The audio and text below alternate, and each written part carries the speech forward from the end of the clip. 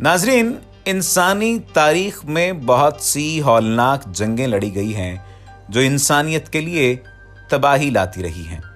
कहा जाता है कि दो जंगों के दरमियान का वक्फा अमन कहलाता है। इंसान एक जंग लड़ता है, फिर उसके बाद आधा वक्त उसकी तबाही से नबर्द आजमा होने में गुजार देता है और आधा वक्त इस ताकत के घमंड में गुजर जाता है कि पुरानी जंग का बदला लेना है। इस तरह एक और जंग का आगाज हो जाता है। मौजूदा तहजीब के ज़हूर पजीर होने से पहले दुनिया में कहीं न कोई जंग लगी ही रहती थी। जिसके पास भी जरा ताकत होती वो पड़ोसी ममालिक पर हमलावर होकर उन्हें अपने मकबूजात में तब्दील कर लेता था। ये रिवायत हजरत इंसान की तारीख जितनी ही पुरानी है। इस दौरान बाज हुक्मरानों की अना की तस्कीन के चक्कर में हजारों या लाखों कीमती इंसानी जानें जाया हो जाती। तारीख इंसानी में बाज वाकयात ऐसे भी आए हैं जिन्होंने वक्त का धारा बदलकर तारीख को नया रंग दे दिया। उन्हीं में से सबसे अहम तरीन और सफाकाना वाकया जापान के 2 शहरों पर एटमी हमला है। दूसरी जंग अजीम के दौरान अमेरिका ने बरतानिया की रजामंदी के साथ जापान पर वो तबाही मुसल्लत की जिसकी मिसाल तारीख में कहीं नहीं मिलती।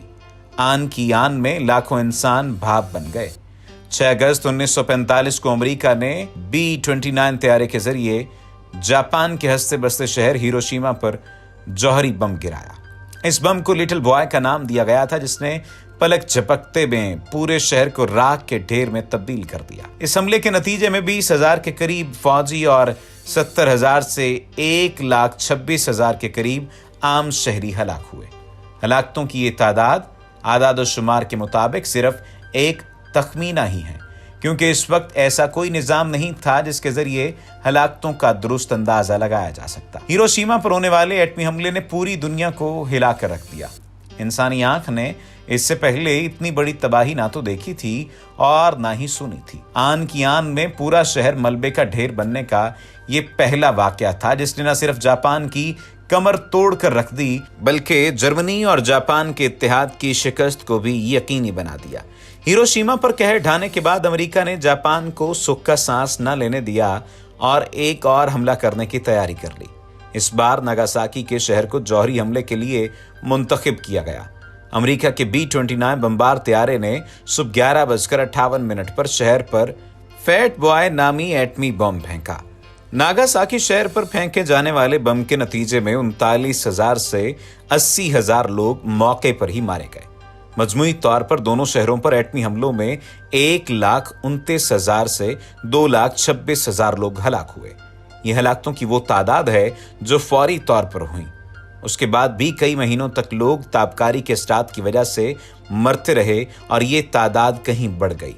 इन हमलों के बाद जापान की हिम्मत जवाब दे गई और उसने 14 अगस्त 1945 को हथियार डाल दिए। जापान पर होने वाले एटमी हमलों के बाद दुनिया में जंगों का तस्वुर तब्दील होकर रह गया है। अब लोगों को पता चल गया है कि एक बम के जरिए किसी भी मुल्क को ढेर किया जा सकता है।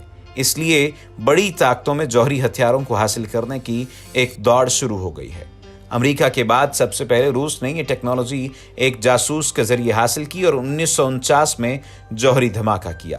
दुनिया में जौहरी हथियारों के अदम फैलाव का मुआहिदा तय पा चुका है, जिसके तहत किसी भी मुल्क पर एटमी हथियार रखने पर पाबंदी आयद है। इस मुआहिदे के तहत सिर्फ 5 ममालिक यानी अमेरिका, रूस, चीन, फ्रांस और बरतानिया के जौहरी हथियार कानूनी, जबकि बाकी ममालिक के हथियार गैर कानूनी करार पाए हैं। ये 5 ममालिक न सिर्फ सलामती कौंसिल के मुस्तकिल रुकन हैं, बल्कि इनके हथियार इसलिए भी कानूनी करार दिए गए हैं क्योंकि इन्होंने न्यूक्लियर टेक्नोलॉजी 1 जनवरी सन 1967 को होने वाले जौहरी हथियारों के अदम फैलाव के मुआहदे से पहले ही हासिल कर ली थी। इन 5 ममालिक के अलावा पाकिस्तान, भारत और शिमाली कोरिया वो ममालिक हैं जिन्होंने अपनी जौहरी ताकत होने का ऐलान किया, जबकि इसराइल के बारे में कहा जाता है कि उसने भी एटमी हथियार बना रखे हैं, लेकिन इसराइल ने कभी भी जौहरी टेक्नोलॉजी का इतराफ नहीं किया। नाजरीन, तारीख में सिर्फ 2 मौके ऐसे आए हैं जब जौहरी हथियारों को इस्तेमाल किया गया है। हिरोशिमा और नागासाकी पर गिराए जाने वाले जौहरी हथियारों से होने वाली तबाही पूरी दुनिया ने अपनी आंखों से देखी है, लेकिन अब भी दुनिया में कई ऐसे फ्लैश पॉइंट्स हैं जिनकी वजह से एटमी जंग का खतरा मुसलसल बरकरार रहता है। मिसाल के तौर पर पाकिस्तान और इंडिया के दरमियान कश्मीर एक एटमी फ्लैश पॉइंट है।